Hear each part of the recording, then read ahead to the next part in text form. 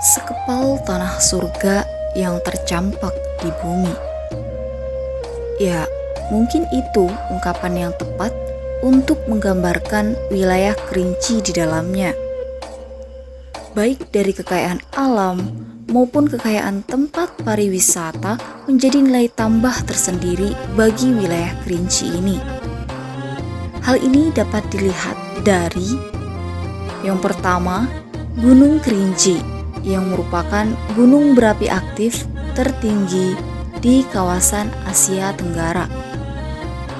Kemudian, perkebunan teh kayu aro. Perkebunan teh kayu aro ini menjadi saksi bisu dari adanya kolonial Belanda di Kerinci. Selanjutnya, air terjun Telun Berasap. Air terjun Telun Berasap ini memiliki keindahan yang akan memukau mata bagi siapapun yang melihatnya. Dan kemudian, Danau Kerinci. Danau Kerinci merupakan pusat perekonomian bagi masyarakat Kerinci dari zaman dahulu hingga saat ini. Wilayah Kerinci sendiri dihuni oleh penduduk aslinya, yaitu suku Kerinci, yang diperkirakan merupakan salah satu ras Melayu yang berasal dari ras Austronesiasia. Yang ini merupakan wilayah Melayu tertua masuk di Indonesia.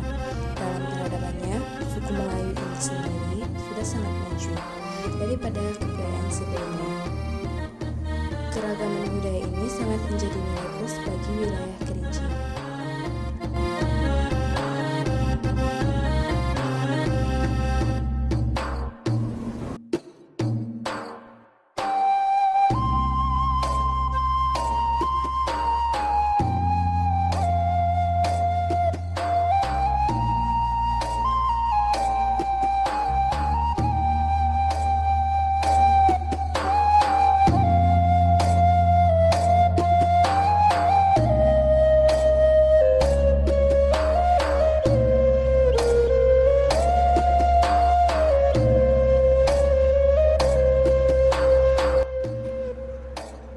Dalam hal tingkat peradaban dan kebudayaan juga sudah sangat maju.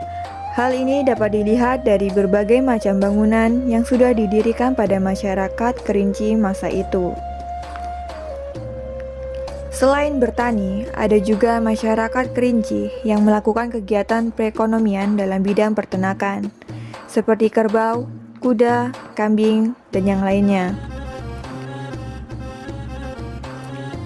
Keberadaan suku Kerinci ini dipercayai merupakan suku tertua di antara suku-suku lainnya di Nusantara. Hal ini dibuktikan dengan berbagai macam penemuan seperti aksara incung dan bentuk-bentuk prasasti lainnya yang semakin memperkuat suku Kerinci sebagai suku tertua di wilayah Nusantara.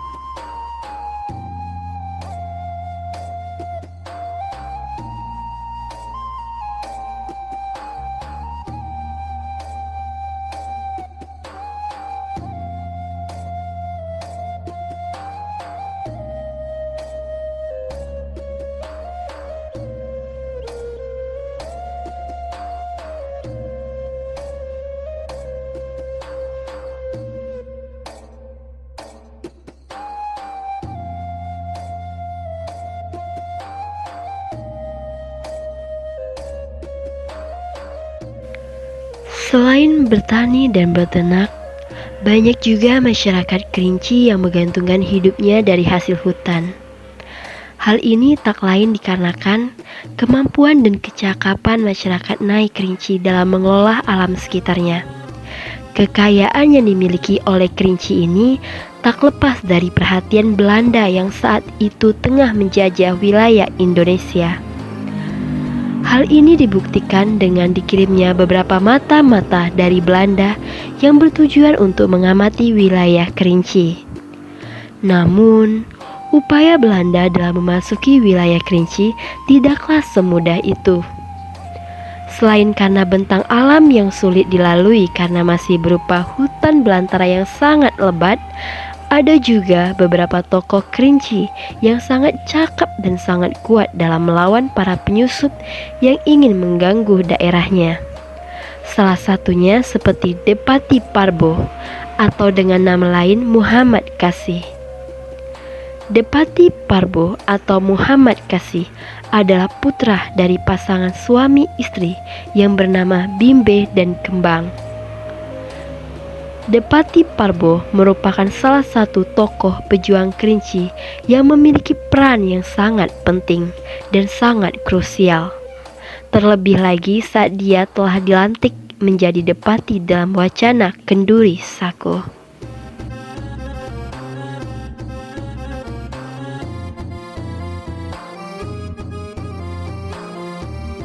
Depati Parbo atau Muhammad Kasih merupakan putra sulung dari 4 bersaudara, yang dimana ia memiliki 3 adik perempuan yang bernama Siti Makom, Bande, dan Likom.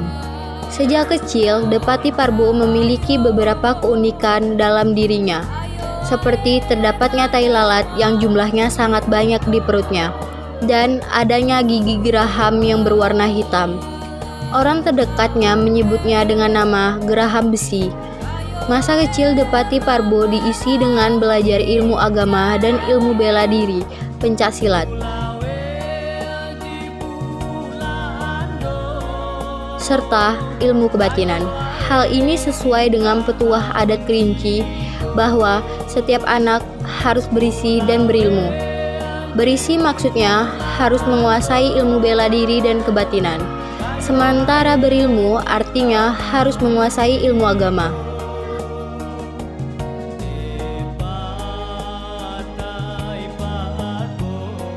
Untuk menyambung hidupnya, Depati Parbo muda memutuskan untuk merantau ke wilayah Batang Asai untuk bekerja sebagai penambang emas.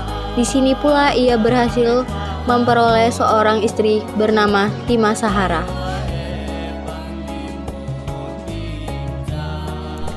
Selain itu, Depati Parbo juga merantau ke wilayah Sumatera Selatan bagian lainnya dengan memboyong keluarga, yaitu istri dan anaknya.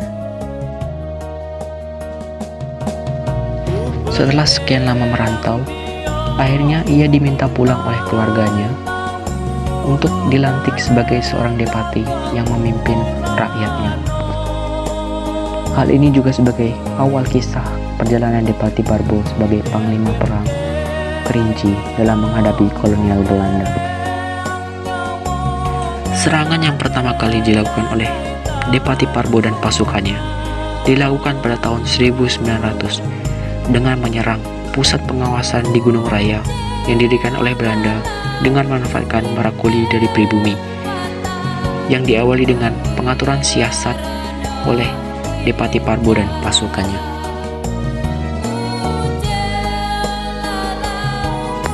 Itulah pertempuran yang pertama kali terjadi di bumi alam sakti Kerinci, tepatnya di Renah Bejuntung yang berkecamuk antara hulu Balang Kerinci di bawah pimpinan Depati Parbo dengan pasukan Belanda.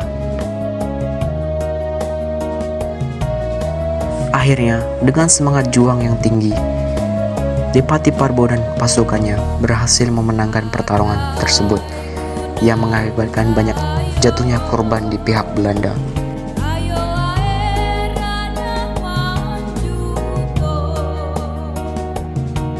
Namun kegagalan yang pertama tidak menyurutkan semangat dan niat Belanda untuk menguasai wilayah Kerinci. Hal ini dibuktikan pada tahun 1901. Belanda kembali menyerang Kerinci untuk kedua kalinya. Namun pada usaha kedua ini, Belanda masih menuai kegagalan. Hal ini ditandai dengan masih banyaknya jatuh korban di pihak Belanda akibat serangan dari pasukan pimpinan Depati Parbo. Serangan ketiga Belanda terjadi pada Maret 1902 dengan sejumlah 500 pasukan. Belanda dipimpin oleh Komandan Bormar mendarat di Moras Sakai dengan bantuan Tuan Regen sebagai penunjukan jalan ke Kerinci. Belanda menyerang 3 tempat penting di Kerinci seperti Jeranah Bejunto, Kuto Limau, Sering, dan Temiai. Perang hebat pun terjadi dan berkecamuk di 3 wilayah ini. Dalam sejarah Kerinci, pertempuran ketiga ini merupakan salah satu pertempuran yang terlama dan paling tersengit, namun masih menuai kegagalan dari pihak Belanda. Kegagalan yang terus terjadi di pihak Belanda dalam mengalahkan pasukan pimpinan Depati Parbo ini membuat Belanda mulai melancarkan cara kotor dan licik mereka, yaitu dengan cara menyandra para penduduk desa tempat Depati Parbo tinggal, dan bahkan istri dan anak Depati Parbo ikut menjadi sandera. Dalam hal ini, Belanda mengatakan mereka ingin bertemu dengan Depati Parbo dan ingin merundingkan agar mereka dapat memajukan wilayah Kerinci. Namun ini tak lain hanyalah siasat dari Belanda untuk cara menangkap Depati Parbo. Walaupun telah mengetahui hal tersebut melalui penglihatan dari mata batinnya, Depati Parbo tetap menuruti permintaan Belanda tersebut. Hingga saat dia tiba di sana, Depati Parbo pun akhirnya ditangkap oleh kolonial Belanda. Dan sebagai hukumannya, ia akan dibuang dan diasingkan ke Ternate atas perintah dari Ratu Belanda sendiri. Akhirnya, tepat pada tahun 1926, saat berusia 87 tahun, Depati Parbo dipulangkan ke kampung halamannya di Lolo Kecil dengan bantuan seorang asisten dari residen Belanda. Pada tahun 1929, Depati Parbo akhirnya meninggal dunia tepat pada usia 90 tahun di kampung halamannya di Lolo Kecil. Beliau pun dimakamkan di dusun Lolo Kecil, Desa Lolo, Kecamatan Gunung Raya, Kabupaten Kerinci, Provinsi Jambi. Walaupun jasad dan sosoknya telah meninggal dunia, namun hingga sekarang, nama dan semangat perjuangan yang dimiliki oleh Depati Parbo masih sangat lekat di hati dan pikiran masyarakat Kerinci hingga saat ini. Bahkan pada saat ini, nama beliau pun diabadikan sebagai nama jalan, kampus, dan nama bandara di Kabupaten Kerinci.